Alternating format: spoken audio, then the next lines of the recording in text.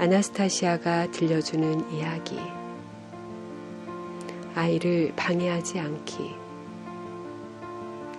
사람들은 육아에 대한 체계적인 시스템을 선호합니다. 성장하는 과정에 따라 연령별로 시간대를 나누기도 하고 영양의 섭취 등도 자세히 기록하지요. 한편으론 모든 아이들이 동일하지 않다는 것을 인정하면서도 다른 대안이 없어 모두가 받는 교육의 틀로 아이들을 몰아넣게 됩니다. 이러한 시스템은 당시 그 사회에 필요한 인간형을 만들기 위한 시도에서 벗어날 수 없게 되고 사회 체계에 순응시키기 위해 이런저런 방식을 동원하여 아이들을 방해합니다. 아이들을 방해하지 않고 창조주가 바라는 모습 그대로 아이들을 생각할 필요가 있습니다. 우주의 모든 것들은 태어나는 아기에게 삼라만상의 최고의 것을 주려고 애를 쓰고 있다는 것을 알아야 합니다. 부모는 자신의 독선적인 지혜로 그 빛을 가려서는 안 되는 것이지요. 아이가 자연에 나가 벌레나 꽃을 유심히 살펴볼 수 있는 환경을 허락하고 무언가 생각에 잠겨 있는 것 같으면 방해하지 않고 오랜 시간 지켜보기도 해야 합니다. 이때의 아이들은 단순히 풀이나 벌레 등을 살펴보는 것이 아니라 세상의 모든 이치를 배우는 과정이기 때문이지요. 동식물은 사람이 만든 어떤 장난감보다도 완벽합니다. 하물며 원시적인 조립왕구와 비교하겠습니까? 아이들이 이 완벽한 존재들과 어울리는 것이 더 완벽한 존재가 되는 지름길인 것이지요. 게다가 풀 한 포기, 벌레 한 마리 모두는 다 세상의 모든 것과 상호관계 속에 있습니다.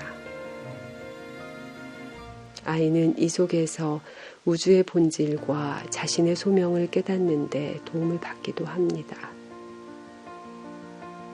이런 아이들은 심리학, 철학, 자연과학 등등의 학문 분야에서도 급성장할 수 있지요. 사람이 만든 물건은 그런 관계를 갖게 할 수가 없고 아이가 일의 본말과 가치를 바르게 세우는데 도움이 되지 못합니다.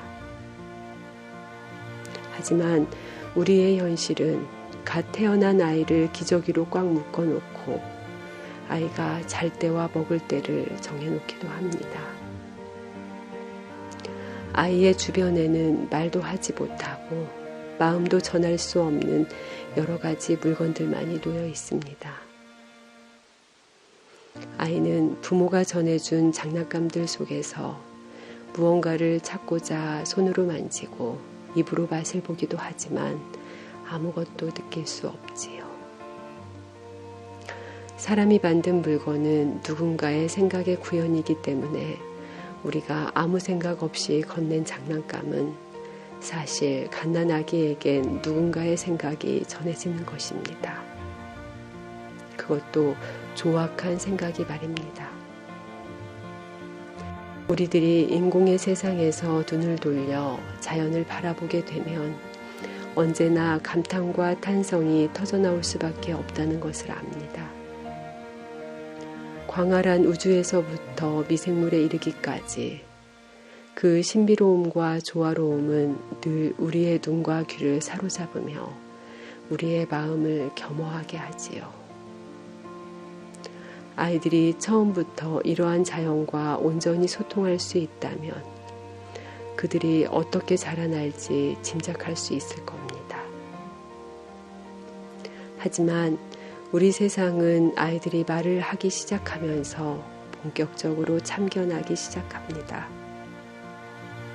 무엇은 되고 무엇은 안 된다고 이야기하지요. 이런 참견은 세상에서 이미 대부분의 것들은 결정되어 있기 때문에 아이들이 어렵게 스스로의 생각을 가질 필요가 없다고 교육하는 것입니다. 아나스타시아는 사람의 출생에 대해 이렇게 말합니다. 세상에 태어나는 모든 사람은 다 임금으로 다스리는 자로 나는 거야. 자연과 삼라만상의 이성이 그렇게 만들어 놓았어. 아이는 천사와 같아. 순결하고 무고하지. 아직 열려있는 대천문은 엄청난 양의 우주 정보를 받아들여. 신생아의 능력은 그가 우주에서 최고의 현자, 하느님과 같은 존재가 되기에 충분해. 잠시 후 아기는 부모에게 행복과 기쁨을 선사하지. 아이는 단 9년이란 지구의 시간 조각에 세상 이치의 본질, 사람의 존재 의미를 다 깨달아. 이때 그에 필요한 모든 것은 이미 다 있어. 부모가 실제의 자연스러운 세상 이치를 왜곡하지 않기만 하면 돼. 우주에서 가장 완벽한 창조물로부터 아이를 떼어놓지 않으면 돼. 현대 세상에 사는 부모라면 그렇게 못하지. 갓난아이가 그윽한 생각이 담긴 시선으로 처음 보는 게 뭔데? 천장이며 침대, 헝겊 조각이며 벽을 보는 것뿐이야. 이 모두가 과학과 기술의 세상이 창조한 부속물이지. 그 세상에 자기의 엄마의 가슴이 있는 거야. 아, 그런 거구나. 아이는 생각하지. 웃음꽃이 활짝 핀 부모는 꽥꽥대는 장난감을 무슨 보석인 양 아이에게 선물하지. 아이는 오랫동안 그 이유를 알고자 할 거야. 이것들은 왜 꽥꽥거릴까? 자기의 의식, 무의식을 총동원하여 골똘히 생각할 거야. 웃는 얼굴의 부모는 또 무슨 헝겊 조각들로 아이를 묶어놓아. 아이는 불편해서 벗어나려 애쓰지만 헛수고야. 아이의 유일한 반항은 우는 거지. 반항의 외침이요, 도움의 애원이요, 화의 분출이지. 이 순간부터 천사이자 임금인 아이가 거지, 노예, 거린이 되는 거야. 하지만 부모는 계속해서 아이한테 세상의 물건을 갖다 줘. 새 장난감이며 새 옷을 최고의 것인 양. 그가 태어나 나온 이 세상의 물건들이 가장 중요한 것처럼 아이한테 주입하는 거야. 아이가 아직 작기는 하지만 우주에서 가장 완벽한 존재인데 어른은 아이를 덜 된 존재로 취급하는 거야. 심지어 전문 교육기관이라는 데에서도 사람들이 만든 세상의 장점을 선전하지.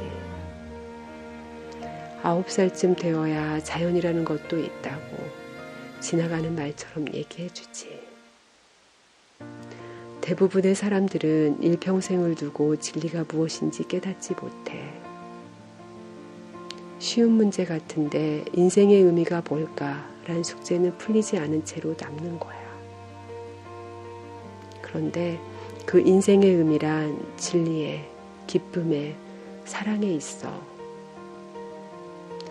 자연 세상에서 자란 9살짜리 아이는 세상 이치를 깨달음에 있어 세상의 과학자나 철학자들보다 더 정확해. 이때 블라지미르가 반문합니다. 잠깐, 아나스타시아. 아이가 당신처럼 자연에 살면 그의 자연 지식이 그렇다는 거지? 그건 나도 인정할 수 있어. 하지만 좋은 건지 나쁜 건지는 모르지만 현대인은 소위 당신이 말하는 과기의 세상에서 살 수밖에 없어. 당신이 얘기하는 식으로 자라는 사람은 자연을 알고 느낄 수도 있겠지. 하지만 다른 분야에선 꽝일 거야. 수학, 과학, 화학이라는 분야도 있고 또 그냥 삶의 지식, 사회 현상에 대한 지식도 필요해. 그러자 아나스타시아는 제때의 세상 이치를 터득한 사람한테 그 모두는 식은 죽 먹기야. 어떤 과학 분야에 관심이 생겨서 그걸 해야 할 필요성을 느끼면 그 분야에서 다른 누구보다 빼어날 수 있어. 과기 세상에 사람이 발명한 것 중 자연에 없는 것은 없어. 가장 완벽하다는 인조기계도 자연에 존재하는 것에 하잘것없는 모조품일 뿐이야. 무슨 식물이 어떻게 자라는지 아이가 느끼고 아는 게 전부가 아니야. 더 중요한 것은 그가 생각하고 분석하기 시작한다는 거지. 그의 뇌에서 세포들이 잠에서 깨어나고 그가 살아있는 일평생 일을 하지. 이 세포들이 깨어나지 못하고 잠자고 있는 사람들에 비해 그가 더 명석하고 재능이 많아지는 건 이 때문이야. 세상에서 진보라 부르는 어느 분야에서도 그는 탁월할 수 있어. 게다가 그의 사고는 남들보다 순결하여 더 행복하지. 자기 별들과 관계가 맺어져 있기에 항상 새로운 정보를 받거나 교환을 하기도 해. 이 모든 것을 무의식이 받아서 새로운 생각이나 새로운 발견으로 그의 의식에 전달하는 거야. 겉으로 볼 때 그는 보통 사람이지만 내면은 너희 세상에서 천재라 부르는 사람이야. 아나스타시아가 말한 이 이야기들을 실제로 우리의 현실에 적용할 수 있는지, 있다면 무엇부터 시작해야 할지 깊이 생각해야 할 때입니다. 아나스타시아 홍보팀